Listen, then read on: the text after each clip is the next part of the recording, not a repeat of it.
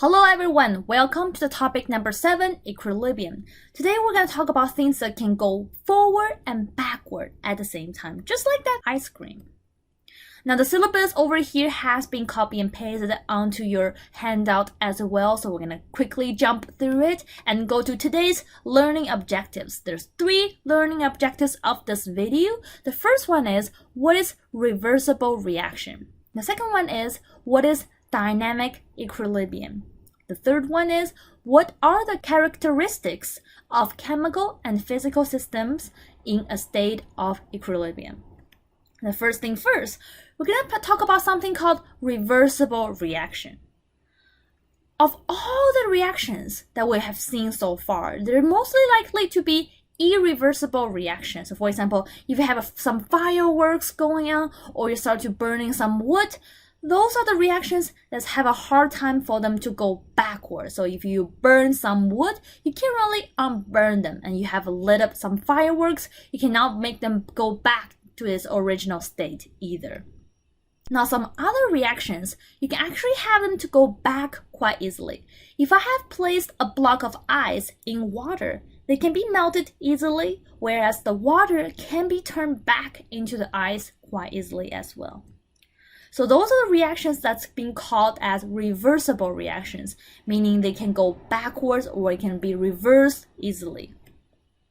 Once again, irreversible reactions are the reactant can be converted into a product, but your product cannot convert it back to your reactant at the same time.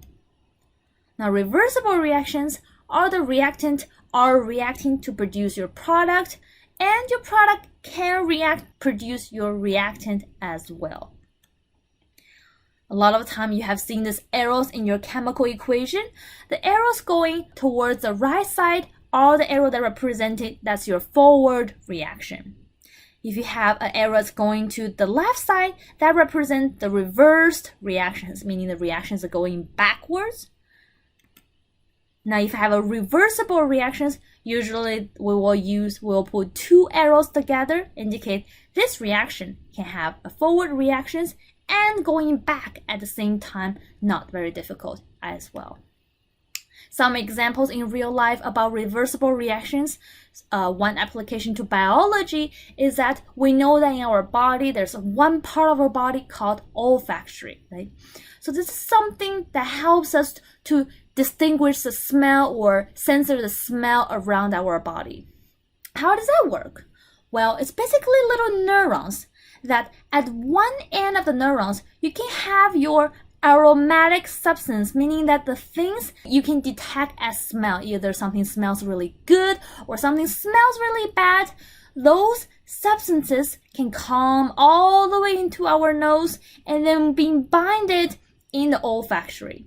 Now, once they've been bonded onto the neurons in the olfactory, the neurons of the olfactory will send out little signals to our brain indicating, oh, this is this smell, or oh, that smell is very terrible, things like that.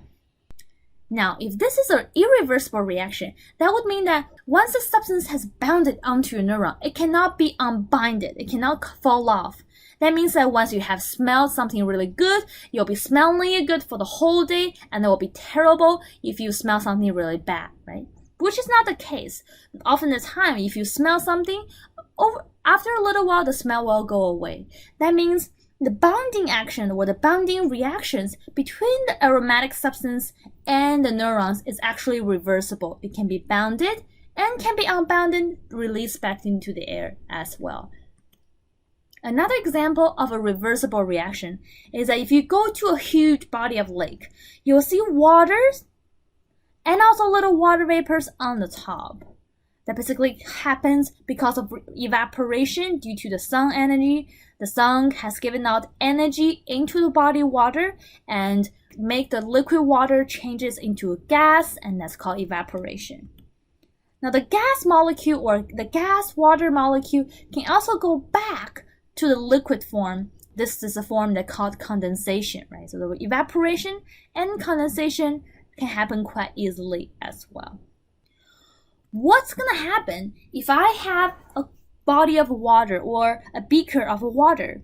I have placed it on a Bunsen burner and I leave it for a while. We know that the evaporation is going to happen because of the heat energy being sent by the Bunsen burner, and you will have all the water being evaporated. In the end, they will have no water in the system. Well, that's great. What if I put a little lid on top of my beaker? Now the water will be trapped inside of your system. I've created a closed system. Some water will be evaporated, but some other ones will also be condensed as well in my system. So if you heat up a beaker of water with no top on, all molecules will be evaporated out. While if you heat up a beaker of water with a top on, some of the water and some water vapor will be kept in the system. So if you have a closed system and a reversible reaction, meaning if you have a system that basically traps everything inside, so you have a lid on or a top on or you have a stopper on, and at the same time the reactions happening inside of your system can be reversed back. No molecules in the system can be escaped, or you cannot add any more new molecules to disturb the system. Both forward and backward reactions can happen and are happening at the same time. So after a little while, there'll be no change in the system. That means that in my system, I will have the same amount of water being kept constant for a while, and I will have the same amount of water vapor being kept for a while as well. So in a closed system, during a reversible reaction, two things has to be met. When the forward and reverse reaction occurring at the same rate, the system has been reached to a dynamic equilibrium. Make sure there's two things here. The first thing is called equilibrium, meaning no changes are happening inside of your system, so no further change of the concentration of your reactant and product. The concentration or the amount of your reactant and product has been kept the same. And also dynamic. So although your reactant and product, the amount has been kept the same, but if you use a super magnifying glasses looking from the microscopic point of view, your reactant and product are constantly changing back and forth at the same rate. So overall, it looks like there's no change happening, but actually you are having two reactions, forward and reverse, happening at the same time as well. I want to demonstrate a chemical equilibrium example and its relationship with the concentration in your system. Now I have one reaction. Basically, I have my hydrogen molecule and iodine molecule can be reacted into forming something called hydroiodic acid. It sounds like hydrochloric acid, but instead of chlorine now we have iodine, so hydroiodic acid.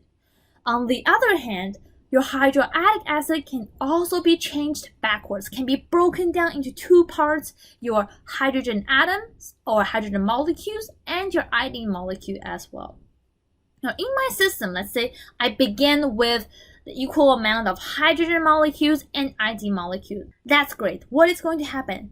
Then I keep an eye on the concentration of the system. I started to record the concentration of my hydrogen molecule and iodine molecule as well as my hydroiodic acid as well. What do you think is going to be the concentration graph of these three different molecules? Now I have a concentration graph over here. The red one represents the changes of the concentration of my reactant, and the blue one represents the changes of the concentration of my product, which is hydroiodic acid.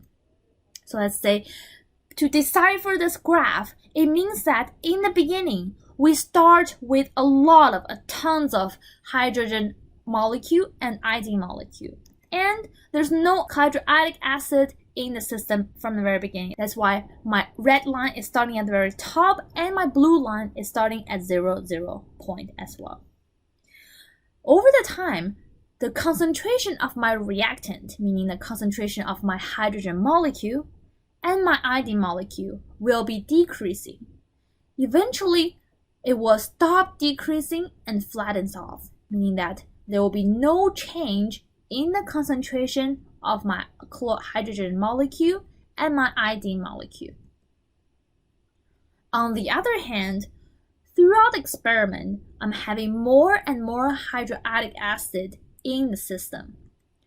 Same thing happened to the other side.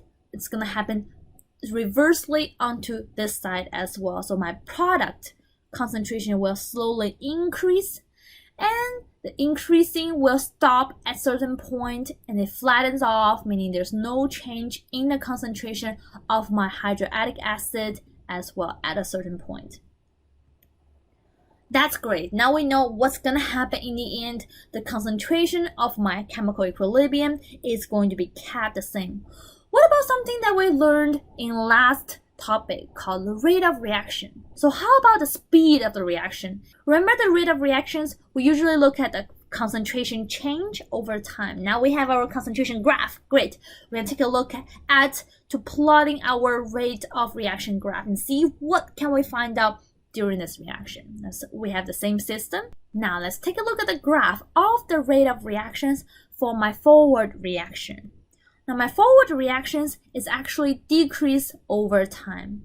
The reason for that is the hydrogen and your iodine molecule, concentration of both of them are decreasing over time. We've learned that in last slide. Now we learned in last topic that the rate of reactions will actually decrease due to the decreasing of concentration. So if I have less and less and less and less concentration in the system of any kind, the rate of reactions of that particular reaction is going to decrease as well. So it makes sense. What about the rate of reactions of my reverse reaction, meaning the backward reaction? What do you think the rate of reaction graph is going to look like? Here's what it's going to look like. The rate of reactions of my backward reactions is going to actually increase over time, meaning the decomposition of my hydroiodic acid is going to be slower over time. Now we can use the same idea to explain the phenomenon over here. So the hydroiodic acid concentration will be slowly increase. Therefore, the rate of reactions of the reverse reactions are going to be slowly increase as well. In the end, beautifully, you have your rate of reactions from both directions. The rate of the reaction of the two reactions will become equal. Now, the graphs on here is a little bit incorrect, as we know that the rate of reactions is actually decreasing at a curve instead of a straight line. Same thing with the increase, is actually increasing at a curve instead of a straight line as well. So that's just a little example of my rate of reaction.